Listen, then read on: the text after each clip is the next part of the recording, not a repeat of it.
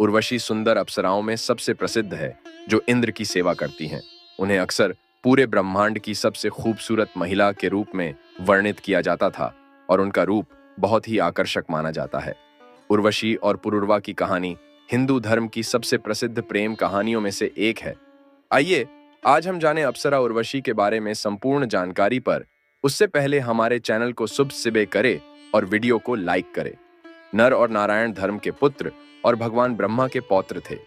वे हिमालय पर्वत पर आए और बदरिक आश्रम में कठिन तपस्या करने लगे।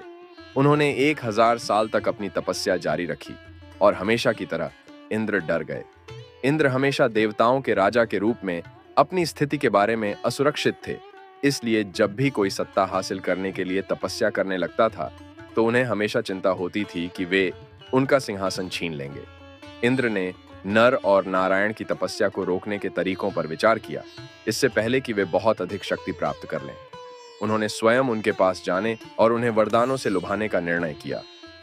अपने हाथी ऐरावत पर सवार होकर इंद्र बद्रिकाश्रम पहुंचे और कहा, मैं आपकी तपस्या से बहुत प्रसन्न हूं। आपने पर्याप्त तपस्या कर ली है। मैं आपको 3 वरदान देने आया हूं। आप जो चाहें मांग लें और मैं आपको वह दूंगा। लेकिन नर और नारायण को इंद्र की मौजूदगी की परवाह नहीं थी। वे उससे वरदान पाने के लिए तपस्या नहीं कर रहे थे, इसलिए उन्होंने उसे अनदेखा कर दिया। इंद्र ने अपने शब्द दोहराए, लेकिन उसे बदले में कोई जवाब नहीं मिला। प्रतीक्षा करते करते थक कर इंद्र ने दोनों ऋषियों को डराने के लिए घातक जंगली जानवर बनाना शुरू कर दिया, लेकिन वे पूरी तरह से बेपरवाह रहे। फिर उसने तीव्र वर्षा और धधकती आग बनाई, लेकिन अर्षे फिर भी अप्रभावित रहे। आखिरकार इंद्र ने हार मान ली और स्वर्ग वापस चले गए। जब इंद्र अपने महल में वापस आए तो उन्होंने नर और नारायण को उनकी तपस्या से विचलित करने के लिए अलग अलग तरीकों पर विचार करने में अधिक समय बिताया। उन्होंने कामदेव, प्रेम के देवता, और उनके हमेशा के साथियों, उनकी पत्नी रति और वसंत के देवता वसंत को बुलाया। इंद्र ने कामदेव से नर और नारायण को विचलित करने के लिए अप्सराओं के साथ जाने का अनुरोध किया। कामदेव ने तुरंत सहमति दे दी और जल्द ही एक बड़े समूह के साथ बद्रिकाश्रम पहुंच गए। उन्होंने अपनी सामान्य योजना शुरू की। सबसे पहले वसंत ने जाकर आसपास के वातावरण को वसंत जैसा बना दिया। सभी पेड़ खिल गए और फूल खिल गए, पक्षी गाने लगे और मधुमक्खियां गुनगुनाने लगीं, जिससे वातावरण खुशनुमा हो गया। फिर अप्सराएं सुर में सुर मिलाकर सुंदर गायन करने लगीं। नर और नारायण जाग गए। वे दोनों एक ही बात सोच रहे थे, यह वसंत जैसा क्यों लग रहा था, जबकि यह वसंत का मौसम नहीं था। उन्होंने अप्सराओं को गाते हुए सुना और उन्हें तुरंत एहसास हुआ कि यह संभवतः इंद्र की साजिश थी। इंद्र ने इन अप्सराओं को उनकी तपस्या से विचलित करने के लिए भेजा होगा। इस समय उनके संदेह की पुष्टि हुई जब उन्होंने काम और उसके पूरे दल को देखा, जिसमें 8500 अप्सराएं थीं। नर और नारायण अप्सराओं के असली इरादे जानते थे। उन्होंने अपना बदला लेने के लिए इन अप्सराओं में से किसी की भी तुलना में कहीं अधिक श्रेष्ठ और सुंदर महिला बनाने का फैसला किया। दोनों ऋषियों ने अपनी जांघों पर थपथपाया और अचानक एक महिला प्रकट हुई। किसी ने कभी भी उसके जितना सुंदर किसी को नहीं देखा था। उसका नाम उर्वशी था। वह ब्रह्मांड की सबसे खूबसूरत महिला थी। अप्सराएं सदमे में अपने जबड़े खोले बैठी रहीं। उन्होंने अपनी गलती को समझते हुए नर और नारायण से माफी मांगी। नर और नारायण प्रसन्न हुए और उन्हें वापस स्वर्ग भेज दिया। दिव्य उर्वशी बाकी अप्सराओं के साथ स्वर्ग चली गई। तो ऐसे हुआ उर्वशी का जन्म पर आगे की कहानी और खास है। आइए जाने पर उससे पहले चैनल को सब्सक्राइब जरूर करें। राजा पुरुरवा एक महान राजा थे। उनके पास सब कुछ था, धन, शक्ति, प्रतिष्ठा, सुंदरता और अनंत गुण। पूरे ब्रह्मांड में लोग प्रसिद्ध राजा पुरुरवा के बारे में जानते थे।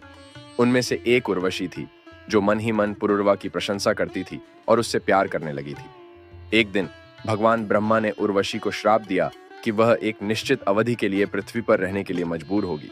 यह ठीक से नहीं बताया गया है कि उसे श्राप क्यों दिया गया था, लेकिन यह कहानी के लिए बहुत महत्वपूर्ण नहीं है। खैर, उर्वशी स्वर्ग से निकलकर धरती पर पहुंची और पुरुरवा के महल में पहुंची। उन्होंने साथ में बहुत समय बिताया और वे जल्दी ही एक दूसरे के प्यार में पड़ गए।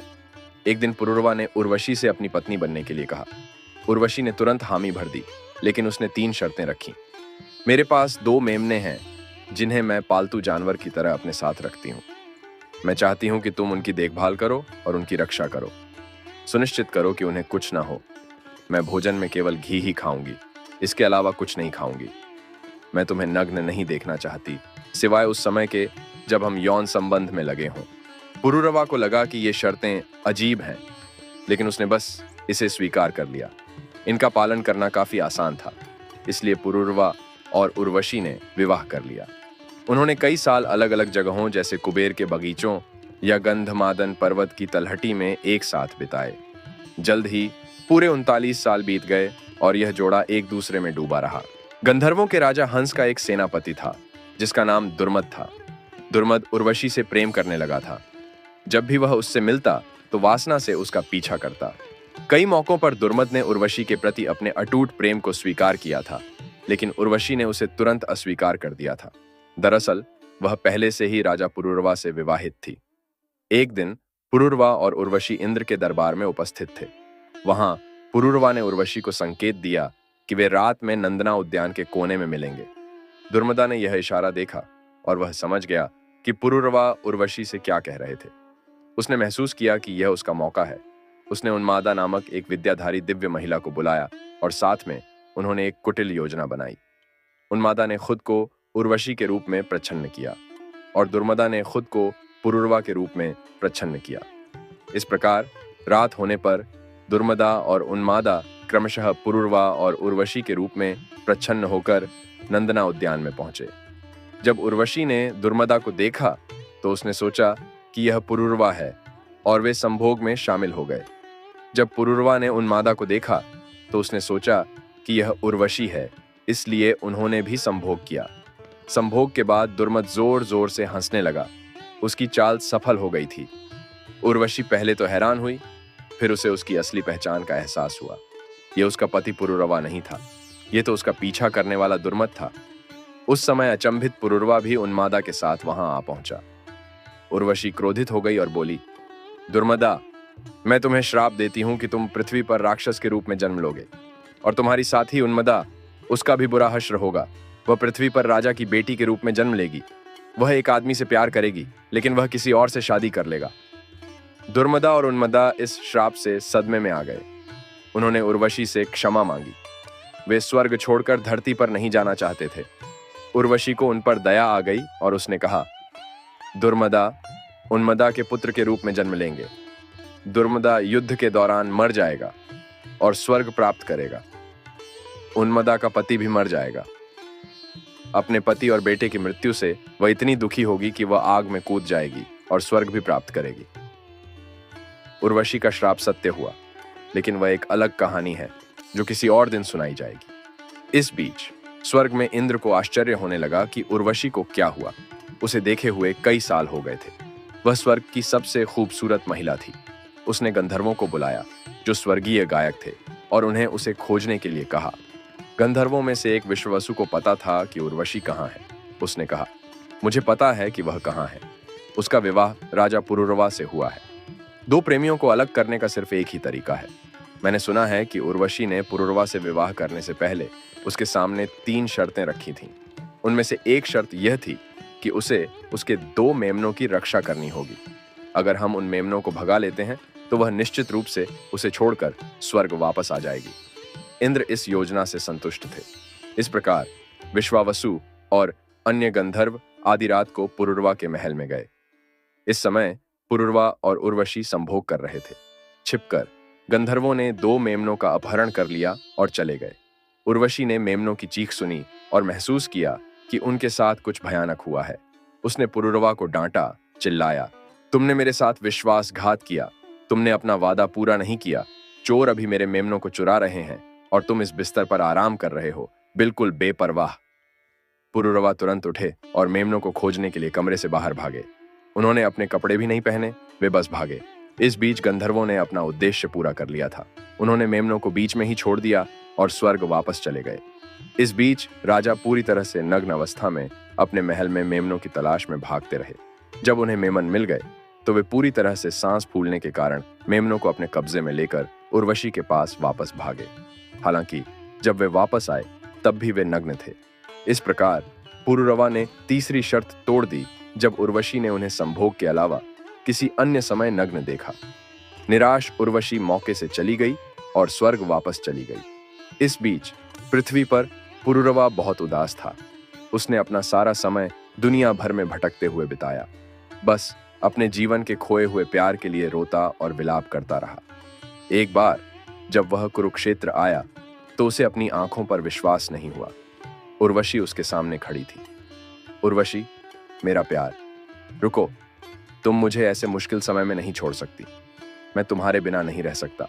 उर्वशी ने उसकी हालत देखी और उसे दया आ गई। उसने कहा, तुम्हारा सम्मान गिर गया है। तुम कभी एक शक्तिशाली राजा थे और अब तुम एक बर्बाद आदमी हो। एक ऐसी महिला के प्रति आसक्त हो जिसे तुम कभी नहीं पा सकते। इसलिए अपने राज्य में वापस जाओ, अच्छे से राज करो। यह कहकर उर्वशी गायब हो गई। लेकिन पुरुरवा को कोई सांत्वना नहीं मिली। अपने जीवन के बाकी समय में वह एक विक्षिप्त व्यक्ति बना रहा। एक बार उर्वशी अपनी सहेलियों के साथ वरुण लोक गई। जब मित्रा और वरुण ने उर्वशी को देखा तो वे तुरंत उस पर मोहित हो गए।